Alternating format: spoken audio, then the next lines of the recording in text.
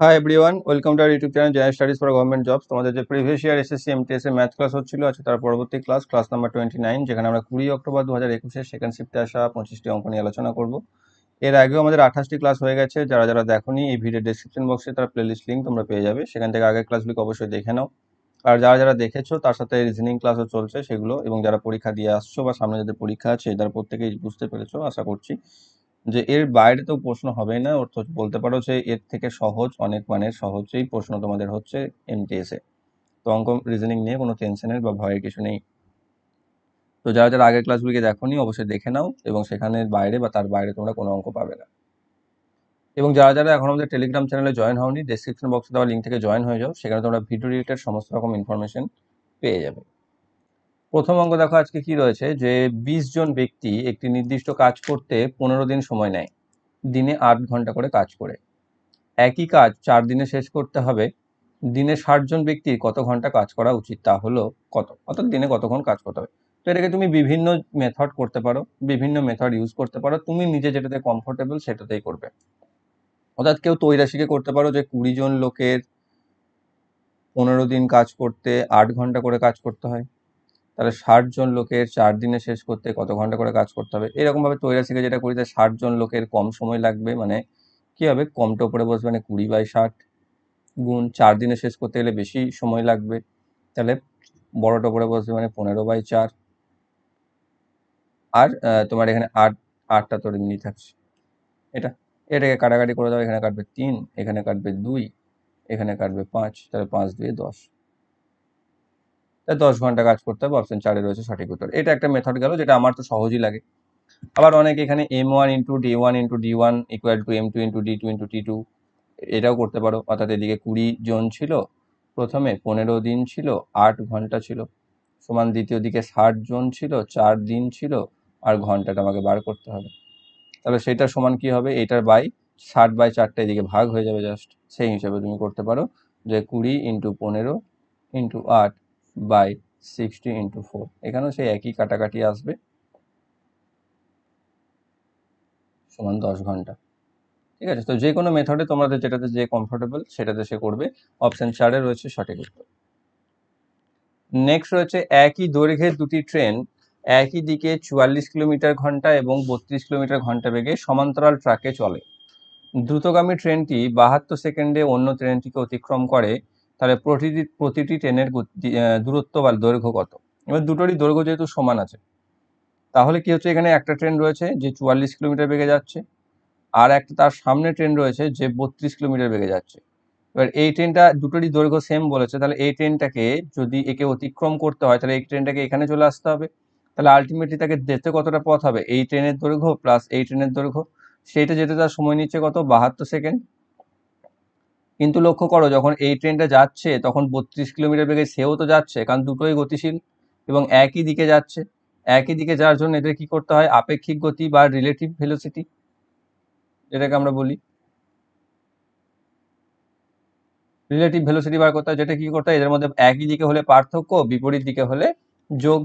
তাহলে একই দিকে আসে এখানে, তাহলে 44 থেকে 32কে বাদ দিয়ে দাও, তাহলে আসবে 10-12 কিলোমিটার প্রতি ঘন্টা। এটা হচ্ছে তাদের আপেক্ষিক গতি। তাহলে এই গতিতে 72 সেকেন্ডে কতটা পথ যায় সেটা আমি বার করব। তাহলে এটা কিলোমিটার প্রতি ঘন্টা আছে 12টা, তাহলে একে আমি 5/18 দিয়ে মিনিট প্রতি সেকেন্ড করে নেবো, মিটার প্রতি সেকেন্ড। আর সেটা তো মিটার প্রতি সেকেন্ড হয়ে গেলে তাকে 72 দিয়ে গুণ করলে 72 সেকেন্ডে কত যায় সেটা আমি পেয়ে যাবো ডিরেক্টলি। কাটাকাটি করলে 4 পাবো, এখানে 20 20 240 মিটার। তাহলে মোট এই যে দূরত্বটা সে অতিক্রম করছে, এই দূরত্বটা হচ্ছে কত, 240 মিটার। এবার এটা কি, এই দূরত্বটা হচ্ছে ট্রেন দুটির দৈর্ঘ্যের যোগফল। তাহলে দুটো ট্রেনের দৈর্ঘ্য বলে দিয়েছে একই, তাহলে ট্রেনটির দৈর্ঘ্য কত হবে, 240কে 2 দিয়ে ভাগ, মানে হবে 120 মিটার। অপশন নাম্বার 2 রয়েছে সঠিক উত্তর। একটি ডান বৃত্তাকার সিলিন্ডারের বাঁকা পৃষ্ঠের ক্ষেত্রফল হলো বা বক্র পৃষ্ঠের ক্ষেত্রফল হলো 19.5 স্কোয়ার মিটার এবং আয়তন হচ্ছে 39 কিউব মিটার। এর ভূমি ব্যাসার্ধ কত? ভূমি বা ভিত্তি ব্যাসার্ধ মানে ভূমি ব্যাসার্ধ। তো একটা সিলিন্ডার আছে তোমার কাছে,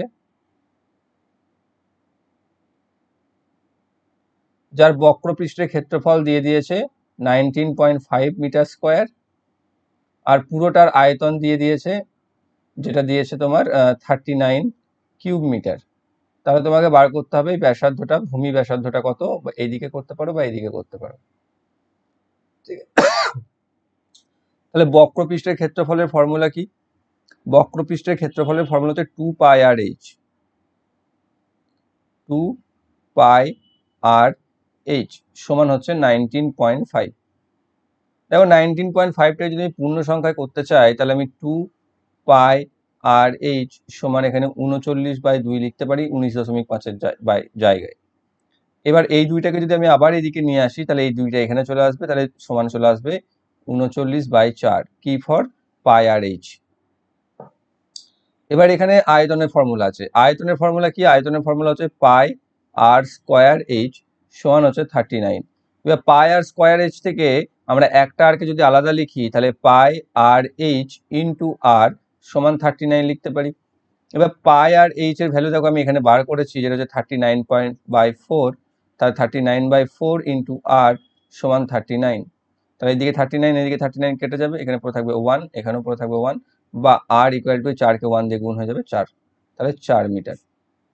অপশন নাম্বার 4 এ রয়েছে সঠিক উত্তর।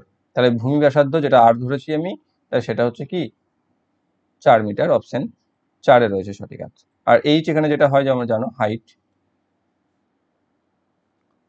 একটি বিমান 7 ঘন্টায় 190 কিলোমিটার প্রতি ঘন্টা বেগে একটি নির্দিষ্ট দূরত্ব অতিক্রম করে।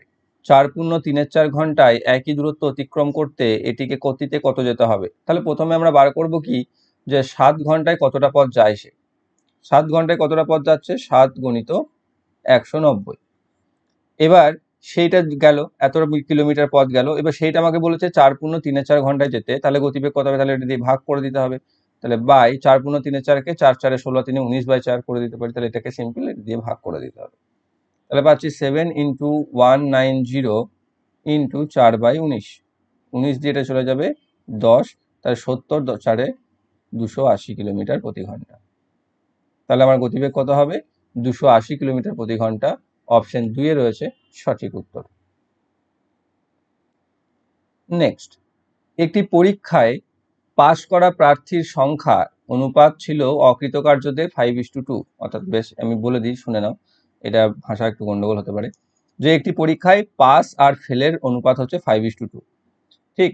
আর ব্যর্থ প্রার্থীদের সংখ্যা যদি আরো 14 জন বেশি হতো তাহলে সেই পাস ফেলের অনুপাত হতো 4:3। এটা 4:3।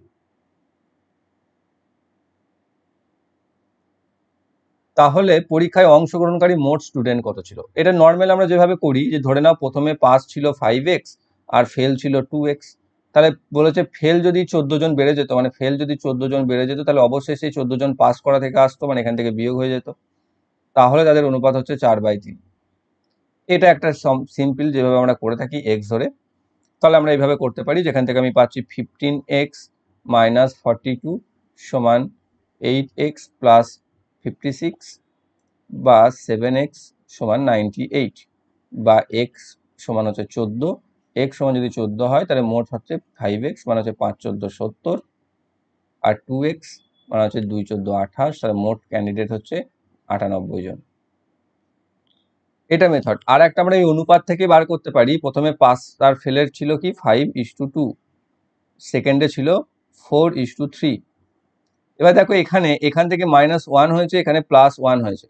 তাহলে সেটাই তো না, এখানে বলেছে দেখো ফেল বেড়েছে 14 জন। ফেল যদি বাড়ে তাহলে তাকে তো পাস থেকে বিয়োগ যেতে হবে, কারণ একটা ছেলে তো পাস ও ফেল দুটোই করতে পারে না। তো পাস ফেলের সংখ্যা যদি 14 জন বাড়ে তাহলে পাসের সংখ্যা 14 জন কমবে। তাহলে এখানেও দেখো তাই, যতটা কমেছে এখানেও ঠিক ততটাই বেড়েছে। তাহলে আমি এইটাকেই 14কে রিপ্রেজেন্ট করাতে পারি 14 দ্বারা। 14 যদি 1 হয় তাহলে এখানে 5 হবে, 5 14 70, আর 2 হবে 2 14 28। তাহলে মোট ক্যান্ডিডেট হবে 98। এইভাবেও আমরা করে দিতে পারি সংক্ষিপ্ত আকারে। নেক্সট, এখানে অপশনস গুলো 3√5, 4√5, 2√5, 5। 10 সেন্টিমিটার এবং 12 সেন্টিমিটার ব্যাসার্ধের দুটি বৃত্ত একে অপরকে ছেদ করে এবং তাদের সাধারণ জ্যার দৈর্ঘ্য 16 সেন্টিমিটার হয়। তাদের কেন্দ্রগুলির মধ্যে দূরত্ব কত? তাই দুটি সাধারণ বৃত্ত, ছবিটা এখানে লক্ষ্য করবে ভালো করে, তাহলে ক্লিয়ার হয়ে যাবে। এটা একটা বৃত্ত, এটা একটা বৃত্ত। দুটি সাধারণ জ্যা কোনটা? এটা, যার দৈর্ঘ্য বলে দিয়েছে 16। আর এদের ব্যাসার্ধ বলে দিয়েছে একটা 10 একটা 12, মানে আমি ধরতে পারি এটা হচ্ছে 10 আর এইটা হচ্ছে 12। তাহলে এই দুটোর মধ্যে দূরত্বটা কত সেটা আমাকে জানতে চেয়েছে। এবার কেন্দ্র দুটির মধ্যে যে দূরত্ব সংযোজক সরলরেখা, কেন্দ্র দুই সংযোজক সরলরেখা আছে, জ্যাকে সাধারণ জ্যাকে কি করবে, সমান দুটি ভাগে ভাগ করবে। তাহলে এই পাশে থাকবে এর 8, এই পাশে থাকবেও 8। তাহলে এইটা যদি 8 হয় তাহলে দেখো এই একটা ত্রিভুজ, অর্থাৎ আমি এইখানে এটাকে যদি লিখি তাহলে দেখো এটা একটা লম্ব বা সমকোণী ত্রিভুজ পাবে, এইদিকে একটা সমকোণী ত্রিভুজ পাবে, যার এটা হচ্ছে 12, এটা হচ্ছে 8, এটা বার করতে হবে। আর এদিকে এটা হচ্ছে 10, এটা হচ্ছে 8, এটা বার করতে হবে। এবার এই দুটোকে যদি বার করতে পারি, দুটোকে যোগ করে দিলেই আমি কেন্দ্র দুটির মধ্যে দূরত্ব পেয়ে যাব। সেটাই আমি বার করব। সেটা কি হবে, প্রথমেরটার ক্ষেত্রে অর্থাৎ এই ত্রিভুজটার ক্ষেত্রে ভূমি বার করতে হবে, তাহলে হবে √ অতিভুজের স্কোয়ার মাইনাস লম্ব স্কোয়ার। আর এটার ক্ষেত্রে কি হবে, সেম ভূমি বার করতে হবে, তাহলে √ 12 স্কোয়ার মাইনাস লম্ব স্কোয়ার মানে 8 স্কোয়ার। তাহলে এই দুটোকে যোগ করলেই পেয়ে যাব। তাহলে এখান থেকে পাচ্ছি 100 মাইনাস 36 প্লাস এখান থেকে পাচ্ছি 144 মাইনাস, সরি এখানে 64। তাহলে এখান থেকে পাচ্ছি √36 প্লাস এখান থেকে আমি পাচ্ছি √80। তাহলে এখান থেকে আমি কি পাচ্ছি 6, আর এখান থেকে আমি পাচ্ছি 16কে আলাদা করতে পারি, তাহলে 4√5। তাহলে 6 প্লাস 4√5 আসবে অ্যান্সার, যেটা হচ্ছে কেন্দ্র দুটির মধ্যে দূরত্ব। অপশন নাম্বার 2 রয়েছে সঠিক উত্তর। নেক্সট, কোনটি বৃহত্তম সংখ্যা যা 2036 এবং 233কে ভাগ করবে, যথাক্রমে 12 এবং 33 বাকি থাকবে? অর্থাৎ ভাষাটা হলো যে কোন বৃহত্তম সংখ্যা দ্বারা 2036 এবং 233কে ভাগ করলে যথাক্রমে 12 এবং 13 ভাগশেষ থাকবে? তাহলে আমরা কি করব, প্রথমে বাদ দিয়ে দেবো না, এখানে 12 ভাগশেষ থাকতে বলেছে, তাহলে 12 যদি বাদ দিয়ে দিই, আর এখানে 13 ভাগশেষ থাকবে, 13 যদি বাদ দিয়ে দিই তাহলে তো মিলে যাবে। 13 বাদ দিলে এখানে থাকছে 220, আর তাই 12 এখানে বাদ দিলে থাকছে 2024। এবার এই দুটো কি করব, গসাগু করে নেব। ভাগ প্রক্রিয়ায় গসাগু করব, সহজ হয়ে যাবে। 220কে 2024 দিয়ে ভাগ, সরি 2024কে 220 দিয়ে ভাগ, 9 দিয়ে যাবে, 9 0 0, 9 2 18 8, 9 2 18 1 19। তাহলে এখান থেকে যাচ্ছে 4, এখান থেকে যাচ্ছে 44, 220, 220কে চলে যাবে 5 দিয়ে, তাহলে 220। তাহলে আমাদের HCF কত আসছে, বা লসাগু কত, গসাগু কত আসছে, 44। তাই 44 হচ্ছে বৃহত্তম সংখ্যা যা দিয়ে ভাগ করলে 2036 এবং 2033কে ক্ষেত্রে 12 এবং 13 অবশিষ্ট থাকবে। অপশন 2 রয়েছে সঠিক উত্তর। নেক্সট, এ এবং বি এর আয়ের অনুপাত হলো 1:2 এবং তাদের ব্যয়ের অনুপাত হলো 2:3। যদি বি এর আয়ের 80% এর আয়ের সমান হয়, তাহলে এ এবং বি এর সঞ্চয়ের অনুপাত কত? দেখো প্রত্যেকটা অঙ্ক করাচ্ছি তো ঠিক, কিন্তু কি হচ্ছে, একবার হয়েছিল রেকর্ড এর ক্র্যাক হয়ে যায়, বা কালকের সেই জন্য তোমরা ক্লাস পাওনি, সেটাকে আমাকে আবার রেকর্ড করতে হচ্ছে। তো সেই জন্য বিরক্তও লাগে একটু একই জিনিসকে দুবার রেকর্ড করতে। তো এখানে কি হচ্ছে যে এ এবং বি এর আয়ের অনুপাত, তাহলে এখানে আয় কি আছে, শর্ট ট্রিক্স বলি ফার্স্ট, না প্রথমে মেথডিক্যালি বলে দিই। তাহলে এটা হচ্ছে 1:2 আছে আয়। ব্যয় কি আছে, ব্যয় আছে 2:3। ওকে, এবার এখানে কি বলেছে যে বি এর ব্যয়ের 80%, বি এর ব্যয় হচ্ছে কত, 3 একক। এখানে 80% যদি এর আয়ের সমান হয়, তাহলে এর আয় 1, তাহলে এই দেখো 3-এর 80% তো 1 তো নয়, তো সেটা আমাকে আগে ইকুয়াল করতে হবে না। তাহলে আমি প্রথমে কি করব, এর আয়কে আর বি এর ব্যয়কে সমান করার চেষ্টা করব। দেখো এখানে তো 1 আছে, তাহলে আমি যদি 3 করে দিই তাহলে সমান হয়ে যাবে না। তাহলে পুরো এ আর বি এর আয়কে আমাকে 3 দিয়ে যদি গুণ করে দিই, তাহলে কি হবে, এ আর বি এর আয় হয়ে যাবে 3:6, আর ব্যয় হয়ে যেটা আছে সেটাই 2:3। তাহলে দেখো এখানে কি হলো, এবার এর আয় আর বি এর ব্যয় সমান হলো। এবার আমি 80% মেকআপ আনবো, যে বি এর ব্যয়ের 80% হচ্ছে এর আয়ের সমান। তাহলে বি এর ব্যয় হচ্ছে 3 ইউনিট, যার 80% হচ্ছে আয়। 80% বলতে কি বোঝায়, 80/100 বা 4/5। তাহলে আমরা এবার কি করব, ওপরেরটাকে 4 দিয়ে গুণ, নিচেরটাকে 5 দিয়ে গুণ। তাহলে আবার এখানে কি পাচ্ছ, A/B এর আয় পাবে 12:24, আর এদেরই ব্যয় পাবে 10:15। এবার দেখো 15-র 80% 12 হয়ে গেল। এটাকে করার জন্য আমার এটা করা, এটা তুমি একটাতেই করে দিতে পারো, তোমাদের বোঝানোর জন্য আমি 3টে করলাম, এখানে 3টে স্টেপে দেখালাম। তো এখানে এইটা যখনই হয়ে যাবে, এবার সঞ্চয় কি, সঞ্চয় মানে তো বোঝায় আয় মাইনাস ব্যয় না, সঞ্চয় বলতে বোঝায়। তাহলে এখানেও আয় থেকে ব্যয়কে বাদ দিতে হবে, মানে 12 থেকে 10 বাদ 2, 24 থেকে 15 বাদ 9, তাহলে সঞ্চয়ের অনুপাত 2:9 বা 2:9, অপশন নাম্বার 2 এ রয়েছে সঠিক উত্তর। আর মেথডিক্যালি করতে গেলে এমনি তুমি এক্স ধরে করতে পারো, যে এর ছিল এক্স ইজ টু 2x, এর অনুপাত হচ্ছে 2y ইজ টু 3y, তাহলে এর সঞ্চয় হচ্ছে x মাইনাস 2y, এর সঞ্চয় হচ্ছে 2x মাইনাস 3y, আর যে ক্ষেত্রে তোর ব্যয় হচ্ছে 3y ইকুয়াল টু হচ্ছে, বা 3yটা হচ্ছে, সরি, x হচ্ছে 3y এর 80%। তো এইভাবে আমরা করতে পারি, সেক্ষেত্রে 2:9 আনসার আসবে। তো ওইভাবে করার কোনো যুক্তি নেই, কারণ একটু লম্বা হয়ে যাবে। এইভাবেই তোমাকে করতে হবে, যেটা খুব সহজে খুব দ্রুত আমরা করতে পারবো।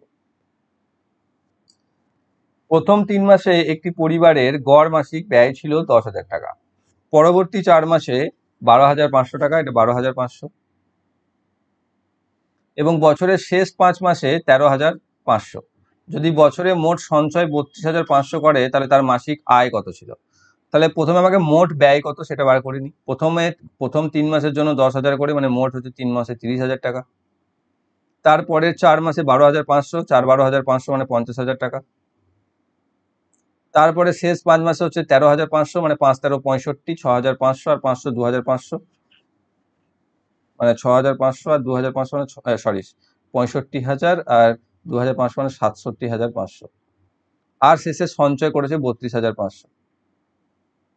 তাহলে মোট তার খরচ হচ্ছে এটা, যোগ করে মোট খরচ বার করো। 0 0 5 5 10 0, আর 9 9 আর 1 10 0, আর এখানে 6 6 6 18, তাহলে 1,80,000 টাকা। এটা হচ্ছে তার মোট খরচ। এবার এটাই তো তার মানে সে ইনকামও করছে না, খরচ যদি করে নিশ্চয়ই ইনকামও করছে। কতদিন ইনকাম করছে? 12 মাসে, গোটা বছরে, তাহলে 12 দিয়ে ভাগ করে দাও, তাহলে মাসিক ইনকাম কত পেয়ে যাবে?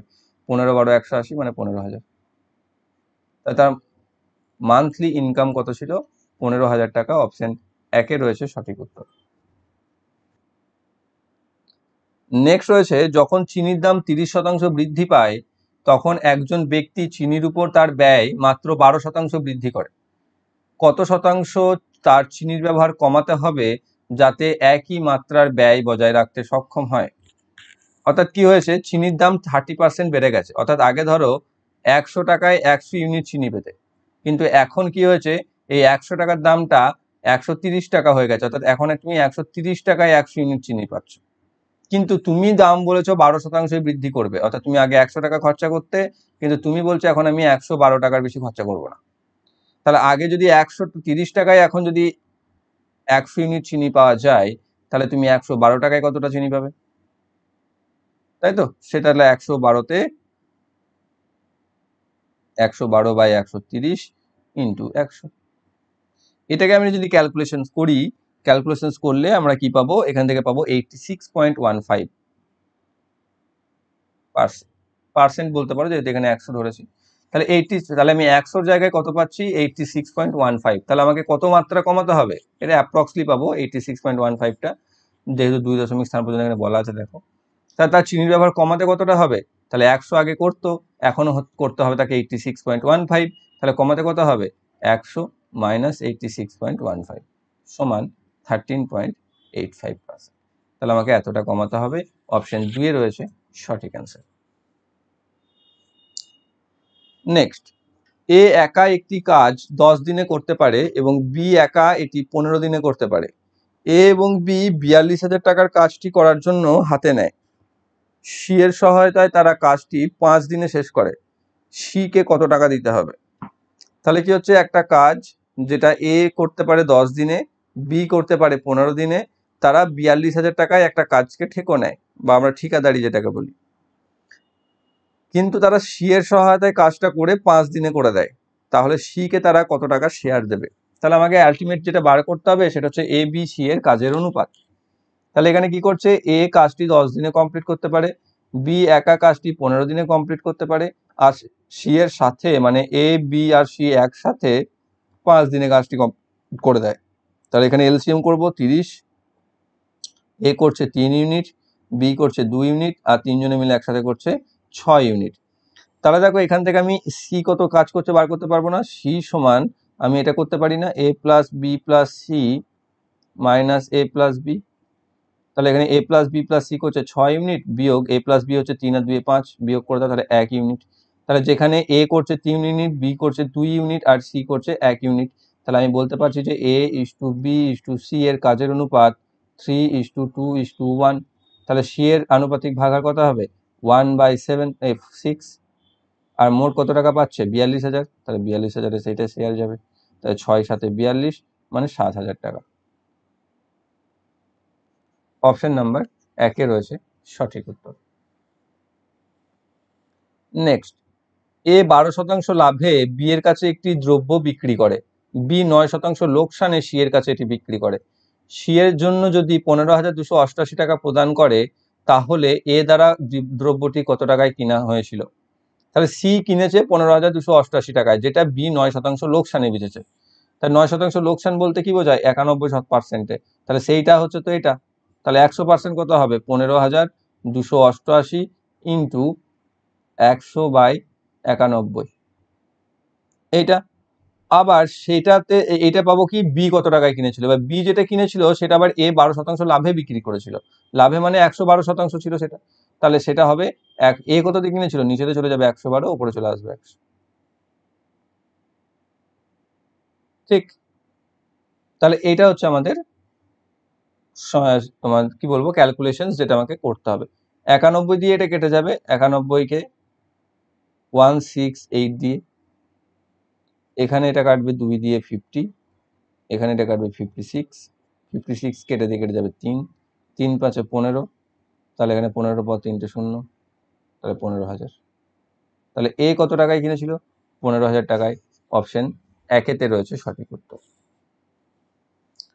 এক সপ্তাহে চায়ের ব্যাগের ওজন ছিল, একটি চায়ের ব্যাগের ওজন ছিল 350 KG, 280 KG, 340 KG, 270 KG, 360 KG, 310 KG, 300 KG. পরিসীমা কত? পরিসীমা বা বলতে আমাদের বাংলাতে বলা হয় প্রসর, আর একটা থাকে রেঞ্জ, ইংরেজিতে যেটাকে আমরা বলি রেঞ্জ। অনেক সময় এটাকে পরিসীমা বলে দিতে পারে। সেটার অর্থ হচ্ছে হাইয়েস্ট আর লোয়েস্টের মধ্যে ডিফারেন্স। মাথায় রাখবে এক্ষেত্রে চিহ্ন ম্যাটার করে না, ডিফারেন্সকে ম্যাটার রাখে, শুধু পার্থক্য, বড় ছোট আগে পরে জানি না। সো এখানে সব থেকে ম্যাক্সিমাম কে রয়েছে 360 আর সব থেকে মিনিমাম 270, তাহলে এদের মধ্যে পার্থক্য কত 360 থেকে 270 ডিফারেন্স হচ্ছে 90, তাহলে এদের পরিসীমা হচ্ছে 90। অপশন 3 রয়েছে সঠিক উত্তর। নেক্সট, একটি ট্রাপিজিয়ামের ক্ষেত্রফল কত যার সমান্তরাল বাহুগুলি 25 সেমি এবং 19 সেন্টিমিটার লম্বা এবং তাদের মধ্যে দূরত্ব 15 সেন্টিমিটার? তোমরা ট্রাপিজিয়ামের ক্ষেত্রফলের সূত্র বলো আগে কমেন্টে কি হবে। এখানে আমি তা করতে ছবিটা ড্র করি।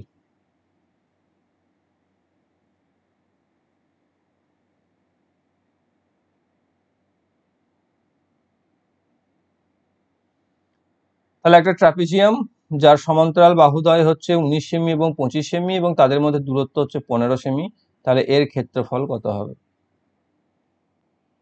এর ক্ষেত্রফলের ফর্মুলা হচ্ছে হাফ ইন্টু সমান্তরাল বাহুদ্বয়ের যোগফল অর্থাৎ 19 + 25 ইন্টু এদের মধ্যে দূরত্ব মানে 15, তাহলে হাফ ইন্টু 44 ইন্টু 15, এখানে কাটবে 2 দিয়ে 22, যেটা 22কে 15 দিয়ে গুণ করলে 330 স্কোয়ার সেমি।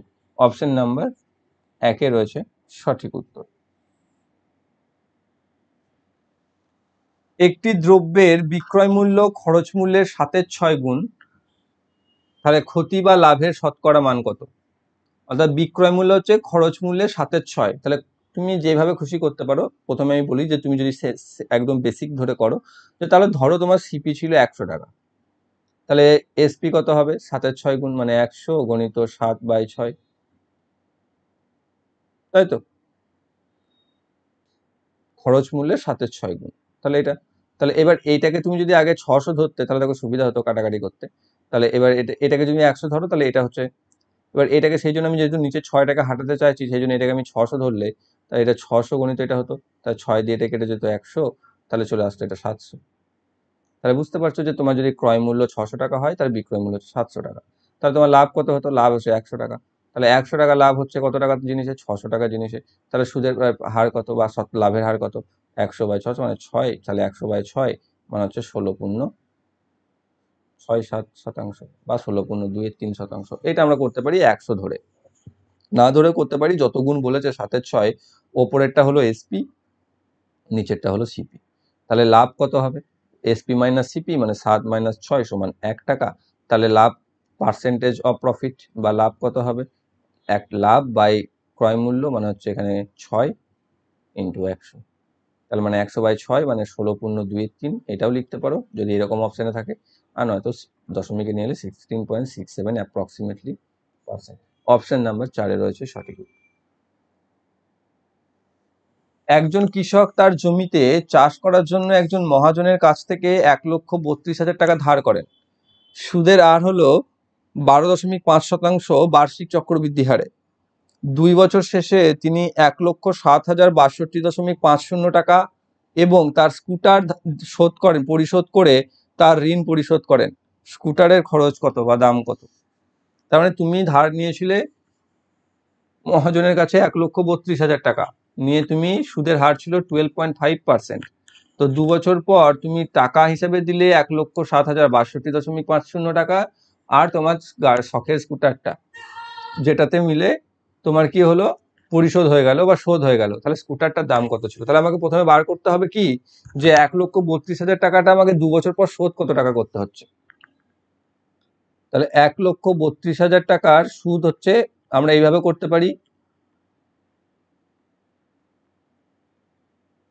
কিন্তু এইভাবে করতে গেলে আমাদের কি হয়, মান বেশি আসে বা ক্যালকুলেশন বেশি চলে যায়। তাহলে আমরা কি করব, 1,32,000-এর প্রথমে 12.5% বার করব। 12.5% বলতে আমরা 1320-কে 12.5 দিয়ে গুণ করে দেবো, তাহলে হবে 16,500 টাকা। আর একবার কি করব, এই 16,500 টাকার আবার 12.5% বার করব, যেটা আসবে 2,062.50 টাকা। এবার আমরা মোট কত টাকা শোধ করতে হবে, এটাকে 2 দিয়ে গুণ, মানে আসবে 33,000 টাকা, আর এখানে আসছে 2,062.50 টাকা, আর আমাকে মোট ধার নিয়েছিলাম 1,32,000 টাকা। এই তিনটাকে যোগ করে দাও। এই তিনটাকে যোগ যদি আমি করি তাহলে পাচ্ছি আমি কত টাকা, 1,67,062.50 টাকা। সেখান থেকে আমি ক্যাশ দিয়েছি কত, 1,07,062.50। তাহলে 1,07,062.50 টাকা ক্যাশ দিয়েছি। তাহলে এটাকে বিয়োগ করলে আমার স্কুটির দাম বেরিয়ে যাবে, যেটা হচ্ছে 60,000 টাকা। দেখো বিয়োগ করলে চলে আসবে। তাহলে অপশন নাম্বার 4-এ রয়েছে সঠিক উত্তর। একটি দ্রব্যের চিহ্নিত মূল্যে 10% ছাড় দেওয়ার পরে এটি 450 টাকায় বিক্রি হয়। ছাড় না দিলে লাভ হতো 25%। তাহলে দ্রব্যটির মূল্য কত? তাহলে কি করা হচ্ছে, 10% ছাড় দিয়ে বিক্রি করলে 450 টাকা হচ্ছে। 10% ছাড় বলতে 90%। তাহলে 90%-এ বিক্রি করলে 450, তাহলে না ছাড় দিলে কত থাকতো, 450 গুণিত 100/90, 90 দিয়ে এটা 5 মানে 500 টাকা। এবার বলতে 500 টাকায় বিক্রি করলে 25% লাভ হতো। 25% লাভ বলতে 125%। তাহলে এই 125% হচ্ছে 500, তাহলে 100% কত? তাহলে হবে 500 ইন্টু 100/125। 125-কে 4 দিয়ে 4 100, 400 টাকা। তাহলে আমাদের ক্রয় মূল্য কত ছিল তার, 400 টাকা। অপশন নাম্বার 3-এ রয়েছে সঠিক উত্তর। একটি ক্লাসে 100 জন ছাত্র রয়েছে, যার মধ্যে 70% মেয়ে এবং বাকিরা ছেলে। একটি পরীক্ষায় মেয়েদের গড় স্কোর ছেলেদের তুলনায় 20% বেশি। যদি সকল শিক্ষার্থীর গড় স্কোর 57 হয়, তাহলে ছেলেদের গড় স্কোর কত? তাহলে আমাকে জানতে চেয়েছে ছেলেদের গড় স্কোর, সেটাকে আমি কি ধরে নিলাম, এক্স। তাহলে ছেলেদের যদি হয়, মেল লিখছি আমি, ছেলেদের যদি এক্স হয়, তাহলে ফিমেল বা মেয়েদের কত হবে, তার 20% বেশি বলেছে। তাহলে এক্স ইন্টু 120/100 বা 6x/5।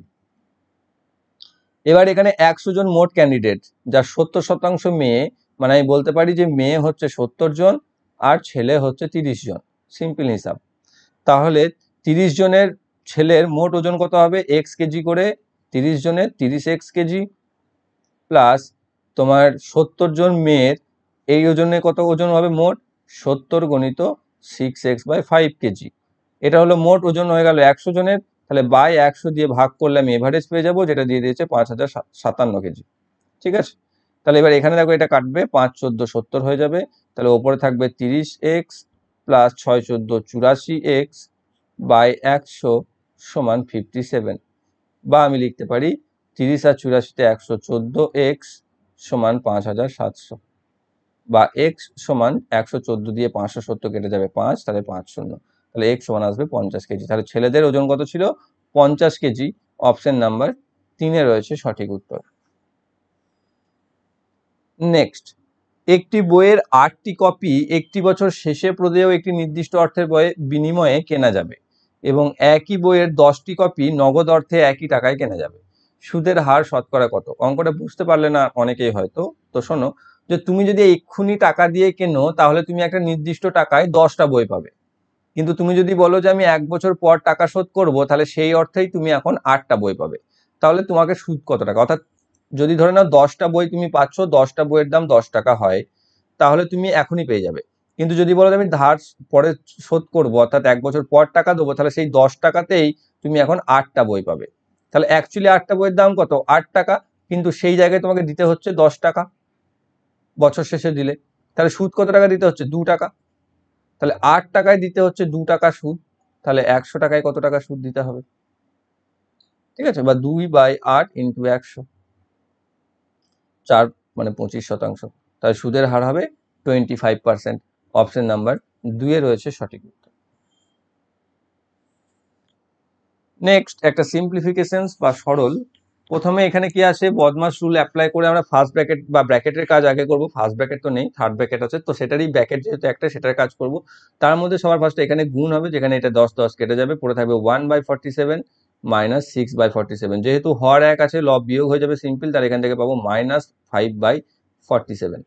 এবার এখান থেকে কি আছে? এখানেও তাই যোগটা হবে, এখান থেকে আমি পাবো লসাগু 10, ওপরে থাকবে 21 প্লাস 26 মানে আসবে 47/10। 47/10 এলে এটা অফ আছে, তাহলে অফের কাজ 5/7, 7/5 এর সাথে আগে গুণটা হবে, অর্থাৎ 7/10 ভাগ এখানে 7/5 অফ 47/10, এটা আগে গুণটা হবে। এই গুণটা হলে এটা তো 7/10 এখানে এরকমই থাকবে, অফ এখানে 7 ইন্টু 47/5 ইন্টু 10, এটাই পড়ে থাকবে, আমি গুণটা করলাম না। মাইনাস 5/7 এদিকে যেটা রয়েছে সেটা আমি লিখে দিলাম। তাহলে এখান থেকে কি হবে? এটা উল্টে যাবে, এবার 7/10 ইন্টু ওপরে চলে যাবে 5 ইন্টু 10, নিচে চলে আসবে 7 ইন্টু 47 মাইনাস 5/7। এবার এখানে দেখো এই 10 কেটে যাবে, এখানে এই 7 এই 7 কেটে যাবে, তাহলে পরে থাকবে কি 5/47 মাইনাস 5/47, তাহলে কি হবে? 0। অপশন নাম্বার 2-এ রয়েছে সঠিক উত্তর। তো এরপরে বাকি যে কটা ছিল সেগুলো হচ্ছে তোমাদের এই গ্রাফ বা এই পাই চিত্র, স্তম্ভচিত্র যেগুলো থাকে সেগুলো আর নিয়ে নি, কারণ পরীক্ষা তো খুব একটা আসছে না ওগুলো থেকে। তো এই ছিল তোমাদের 20-10-2021 সেকেন্ড শিফটে আসা অঙ্ক। আশা করছি প্রত্যেকেই বুঝতে পেরেছো। বুঝতে কোনো সমস্যা থাকলে কমেন্ট করো, আর আগের ক্লাসেরা দেখোনি বিশেষ করে, অবশ্যই দেখে নাও আগের ক্লাসগুলি। সেখান থেকে তোমাদের আশা করি সমস্ত ডাউট সমস্ত কিছু ক্লিয়ার হয়ে থাকবে, যারা যারা দেখেছো তাদের জন্য। আর যারা যারা চ্যানেলে নতুন রয়েছে, চ্যানেলকে সাবস্ক্রাইব করে রাখো, বেল আইকন কল করে রাখো, আর ভিডিওটি ভালো লাগলে অবশ্যই লাইক করো, বন্ধুদের সাথে শেয়ার করে দাও। Thank you for watching.